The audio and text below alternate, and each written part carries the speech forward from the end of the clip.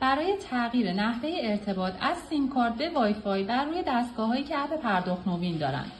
گزینه منو، پیکربندی، گزینه 4 تغییر نحوه ارتباط تراکنش. گزینه 2 وای فای رو انتخاب می‌کنیم، تنظیمات رو ذخیره می‌کنیم.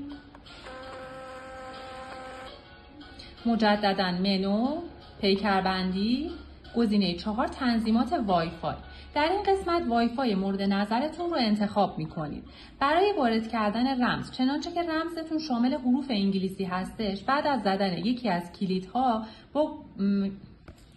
برای تغییر نحوه ارتباط از سیم کارت به وای فای بر روی دستگاه‌هایی که اپ پرداخت نوین دارن، وارد منو میشین، پیکربندی، گزینه 4 تغییر نحوه ارتباط تراکنش، گزینه 2 وای فای، تنظیمات رو ذخیره می‌کنین.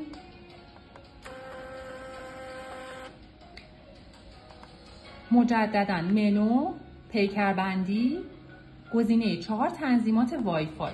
در این قسمت وای فای مد نظرتون رو انتخاب می‌کنید. برای وارد کردن رمز، چنانچه که رمزتون شامل حروف انگلیسی هستش، بعد از زدن یکی از کلیدها با کلید مربع به حروف انگلیسی تغییرش میدین و اگر شامل علائم هستش با زدن ستاره و مجدداً با مربع تغییرش میدین.